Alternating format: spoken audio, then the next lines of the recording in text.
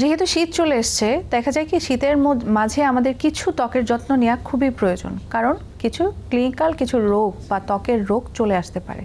তো এই রোগগুলোর ক্ষেত্রে যাতে একটা কন্ট্রোলে থাকে সেজন্য শীতের যত্ন নিতে হবে। এটার মাঝে ফার্স্ট হচ্ছে সূর্য উঠুক না উঠুক, মেঘ থাকুক না থাকুক, সানস্ক্রিন ব্যবহার করতেই হবে। সেটা যদি ঘরের মধ্যে বাইরের আলো প্রবেশ করে তারপরেও সানস্ক্রিন ব্যবহার করতে হবে। সেকেন্ড হচ্ছে ময়শ্চারাইজার ব্যবহার খুবই গুরুত্বপূর্ণ। ময়শ্চারাইজার দিতে হবে। ময়শ্চারাইজার বলতে কি, আপনি ত্বকের আর্দ্রতা ধরে রাখার জন্য যে কোনো ধরনের লোশন বা ক্রিম যেটাই ব্যবহার করেন সেটাই ময়শ্চারাইজার হিসেবে ব্যবহার হবে।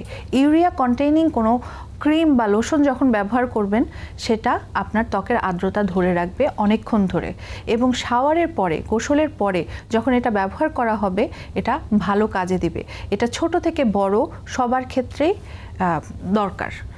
এটা ছাড়া আমাদের ব্যালেন্স ডায়েটটা যদি খাবারে মাঝে লিস্টে কিছু শাকসবজি প্লাস পানি, নর্মালি ভিটামিন সি কন্টেনিং কোনো ফলাদি খাওয়া হয়, সেটার ক্ষেত্রেও আমাদের রোগ প্রতিরোধ ক্ষমতা বাড়ে এবং আমাদের ত্বকের রোগের ক্ষেত্রেও হেল্প করে।